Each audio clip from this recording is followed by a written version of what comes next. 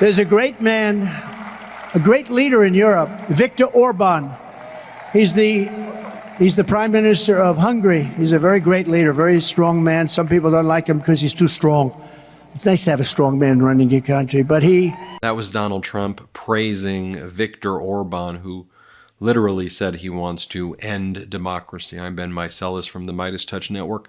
One of the most impressive things, I think, about President Biden's State of the Union and his speech in Pennsylvania that followed is that it has now caused, finally, the media other than MeidasTouch to start asking questions about Donald Trump's praise and subservience to Vladimir Putin and Russia, and how Donald Trump wants to turn the United States of America essentially into a satellite country that looks up to and follows what Vladimir Putin does. It's absolutely disgusting. And so I want to share with you just some clips of Donald Trump's past resurfacing right now. But first, let me just show you a clip that Donald Trump posted of himself. This is a video Trump made of himself, and he posted on his social media a few months ago. Let me play this clip. Play it. at home.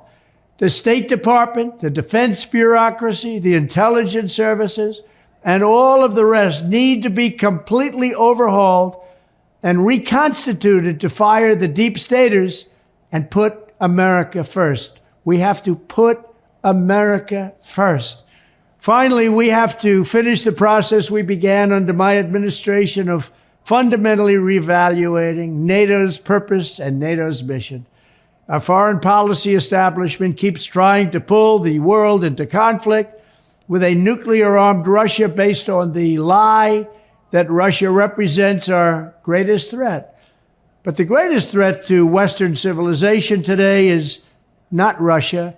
It's probably, more than anything else, ourselves and some of the horrible USA-hating people that represent us. So take that dangerous rhetoric and compare that to what President Biden said at the State of the Union about Vladimir Putin. Play this clip. What makes our moment rare is that freedom and democracy are under attack both at home and overseas at the very same time. Overseas, Putin of Russia is on the march, invading Ukraine and sowing chaos throughout Europe and beyond. If anybody in this room thinks Putin will stop at Ukraine, I assure you he will not.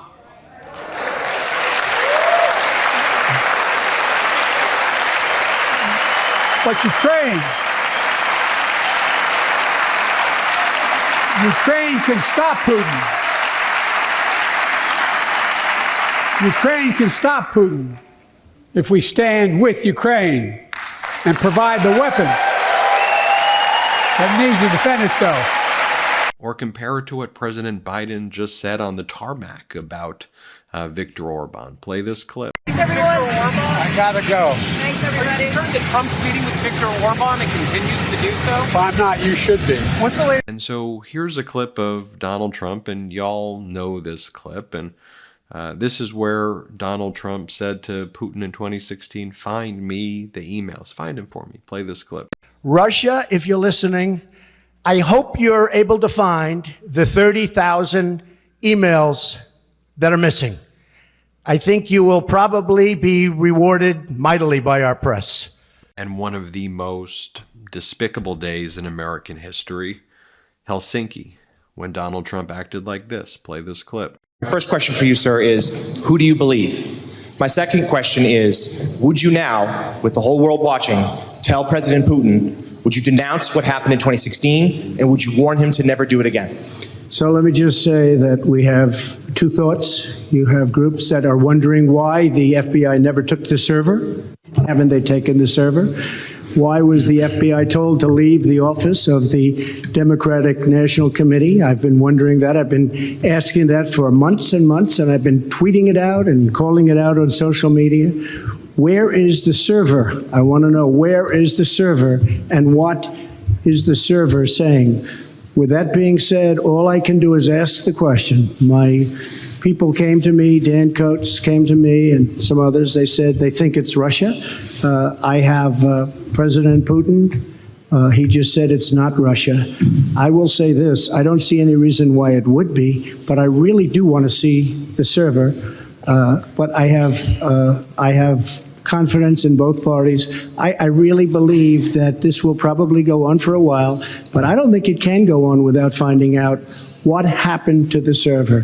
What happened to the servers of the Pakistani gentlemen that worked on the DNC? Where are those servers? They're missing. Where are they? What happened to Hillary Clinton's emails? 33,000 emails, gone, just gone. I think in Russia they wouldn't be gone so easily. I think it's a disgrace that we can't get Hillary Clinton's 33,000 emails. So I have great confidence in my intelligence people, but I will tell you that President Putin was extremely strong and powerful in his denial today. And what he did is an incredible offer. He offered to have the people working on the case come and work with their investigators with respect to the 12 people. I think that's an incredible offer. Okay, thank you. Here's what President Biden just said on Friday after the State of the Union about Donald Trump thinking that Putin is strong. Here, play this clip. He thinks Putin is a strong, basically he's a decent guy. You know who he's meeting with today and down in Mar-a-Lago? Orban of Hungary, who stated flatly he doesn't think democracy works. He's looking for dictatorship. The only member of NATO. That's who he's meeting with. I see a future where we defend democracy, not diminish it. I see a future where we defend our freedom, not take them away. I see a future where the middle class has a fair shot and the wealthy pay their fair share. I see a future where the planet move from the climate crisis in our country away from the gun violence that we have so much of. I see a future where America remains the beacon of the world. If you're listening to the show, I can guarantee you're a news junkie just like me and my brothers. There's so much to keep up with. Believe me, I know. That's why the Washington Post is one of my go-to reads when it comes to catching up on the most important events of the day. This podcast is sponsored by the Washington Post. The Washington Post helps you go deeper on the news that matters to you. Their journalists bring you the facts and clarity about what's happening in the economy, on climate change, foreign policy, and other coverage that I use the Washington Post for. So whether it's updates on those topics or even things like dinner recipes, the Washington Post subscription has something for every type of news reader. Stories that explain the world, teach you something, and inspire you. I really enjoy the Washington Post's coverage on issues like the climate, on tech, and food. That's how I utilize the Washington Post. And I find their app to be sleek and easy to use and allows me to save stories later and follow my favorite authors on those topics. And if you need a pick-me-up, like I think we all do, check out the Inspired Life section that documents human moments and acts of kindness. And I'm pretty confident it will restore your faith in humanity. A Washington Post subscription makes it easy to access quality, trustworthy journalism, and it's affordable too. So go to WashingtonPost.com/Meidas to subscribe for just 50 cents per week your first year. That's 80% better than their typical offer. So it's truly a steal. Once again, that's WashingtonPost.com/Meidas and subscribe for just 50 cents per week for your first year. And here, talking about the past resurfacing, here Donald Trump talks about this was, I believe this was right after the unlawful invasion of Crimea. And here Donald Trump says that was brilliant when Russia invaded Crimea in 2014. Here, play. All right, last name. Vladimir Putin. Well, he's done an amazing job of taking the mantle, and he's taken it away from the president. And you look at what he's doing, and so smart. When you see the riots in a country because they're hurting the Russians, okay, we'll go and take it over. And he's really goes step by step by step. And you have to give him a lot of credit. Interestingly, on the Miss Universe pageant, we just left Moscow. He could not have been nicer. He was so nice and so everything. But you have to give him credit that what he's doing for that country in terms of their world prestige is very strong. Last thought. Who's the better leader? President Obama or President Putin? Well, it's not even a contest at this point. Now, Obama can maybe come back and maybe something happens, but so far he has played Obama like a fiddle. So tell me a little bit about Celebrity Apprentice. Now, here a friend of mine, Geraldo Rivera, maybe This clip. And by the way, international leaders realize it as well. Here's former Australian Prime Minister Turnbull. Here's what they get what's going on here. Play this clip. Now, what Trump does, and of course Viktor Orban, who he's also fascinated with, as you said, does the same thing in Hungary. What his goal is to divide, take advantage of those divisions, and then use that to, rile up his supporters, so that he can get enough support to win. And it's this, this is supported by the right-wing media in America, particularly Fox News, what I call angertainment. And it's doing unbelievable damage to your country. I mean, you live there, you know what it's like. The problem for the rest of us, we all have a stake in your election, but we don't have a say in it. And that's why it's so reassuring to have someone in President Biden. I think it was so reassuring for the international community even to see President Biden saying things like this. Play the clip. My message to President Putin, who I've known for a long time, is simple. We will not walk away.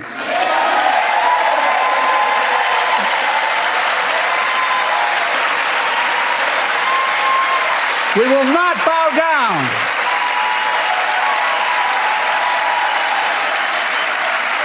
I will not bow down. In a literal sense, history is watching. Because what they had heard before is Donald Trump in the past month or so saying things like this. Play the clip. They asked me that question. One of the presidents of a big country stood up and said, well, sir, if we don't pay and we're attacked by Russia, will you protect us? I said, you didn't pay? You're delinquent? He said, yes, let's say that happened. No, I would not protect you. In fact, I would encourage them to do whatever the hell they want. You got to pay. You got to pay your bills.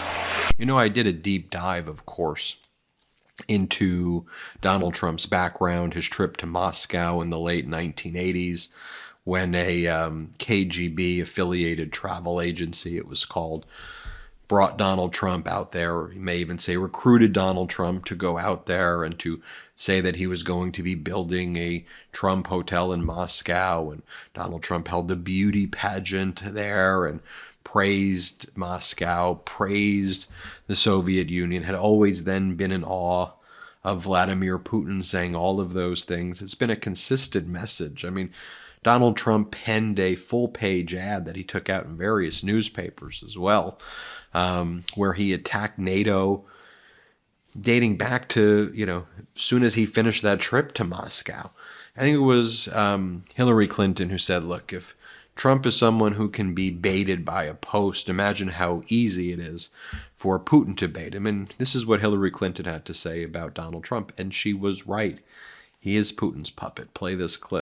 Putin, from everything I see, has no respect for this person. Well, that's because he'd rather have a puppet as president of the United States. No puppet. And it's pretty clear. You're the puppet. It's pretty clear you won't admit that the Russians have engaged in cyber attacks against the United States of America, that you encouraged espionage against our people, that you are willing to spout the Putin line, sign up for his wish list, break up NATO, do whatever he wants to do, and that you continue to get help from him because he has a very clear favorite in this race. Well, I, for one, am glad that President Biden is calling it out and that we are seeing Donald Trump's past again, and we're recognizing the threat that he posed and that he poses.